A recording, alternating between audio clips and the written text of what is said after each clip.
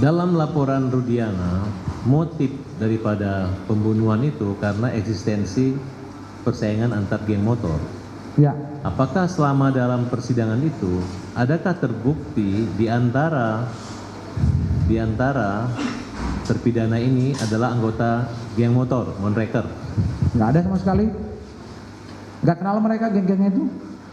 Kita udah beberapa kali kok mengatakan, bahkan suatu saat begini, saya masih di ruang tunggu tahanan sana, sebelum kita sidang, dulu pernah kita sidang di bawah dan di atas juga.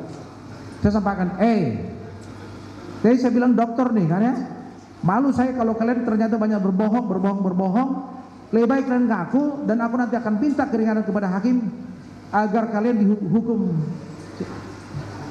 ringan, kira-kira begitu.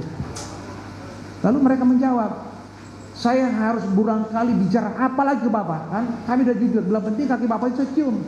Gila kan ya, kaki gua dicium, cium aja cium kaki orang tuamu, untuk membuktikan bahwa kamu batinmu itu adalah benar bicara. Mereka lakukan. Jadi kalau udah begitu, apalagi yang kita persoalkan ketidakjujuran mereka? Udah jujur mereka. Jadi kalaupun sekarang itu ada cerita nih di dalam kalangan para praktisi hukum bahwa putusan pengadilan itu kan sudah inkrah. Ya betul.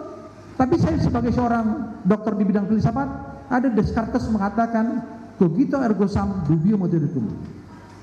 Saya berpikir karena saya ada, saya melihat karena saya ada. Jadi sesuatu putusan pengadilan saya bisa pertanyakan nih, saya benar nggak? Dan itulah yang disebut dengan teori keraguan. Saya meragukan isi putusan itu karena bertolak belakang dengan fakta dari kinerja yang sebenarnya. Tapi apa yang saya perbuat? Saya aja ya putusan banding nggak disampaikan. Alamat saya juga di Amerika. Jalan Soekarno-Hatta Bandung, ya jelas kok itu jalan nasional. Kenapa nggak disampaikan? Apakah ada pertanyaan? Hanya lawyer ini lawan kami yang berat. Mungkin begitu pikirannya.